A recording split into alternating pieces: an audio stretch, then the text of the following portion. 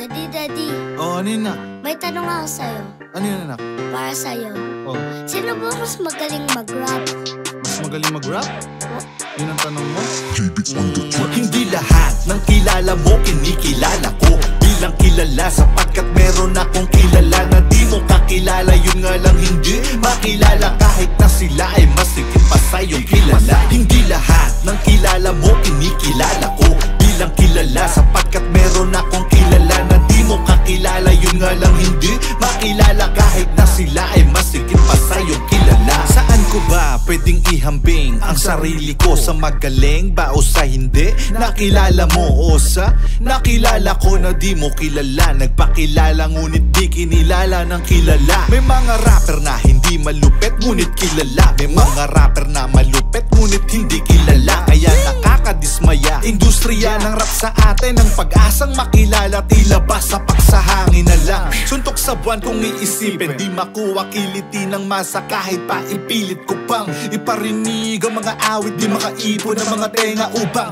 mapakinig pinag-isipan ng mga tema na ginamitan ng morpema at ponemang morpolohiya. Piniga ang utak hanggang matuyo na makaisip ng ideya. Napakadaya ng rap scene sa Pinas, hindi balance. Kung sino pa ang may utak hindi makausad, palagi bakante sa biyahe. Hindi lahat ng kilala mo kinikilala ko bilang kilala, sapagkat meron akong kilala na di mo kakilala. Yun nga lang hindi makilala kahit na sila ay masikip pa sa'yong kilala.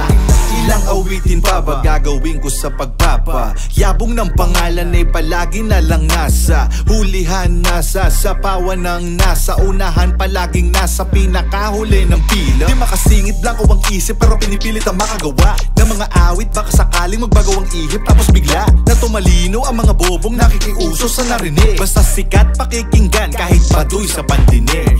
Ang daming maiingay dun sa amin. Okay, tagal ko nang nag-iikot para hanapin kung sinong sumusulat at tumihingang malalim at di hilaw ang kanin kapag siyang nagsasabi. Hindi lahat ng kilala mo kinikilala ko bilang kilala, sapagkat meron akong kilala na di mo kakilala. Yun nga lang hindi makilala kahit na sila ay masikip pa sa'yong kilala. Hindi lahat ng kilala mo kinikilala ko bilang kilala, sapagkat meron akong kilala na di mo kakilala. Yun nga lang hindi makilala kahit na sila ay masikip pa sa'yong kilala.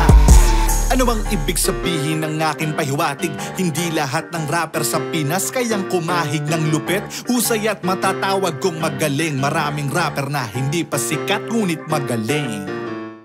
Okay po, Dad.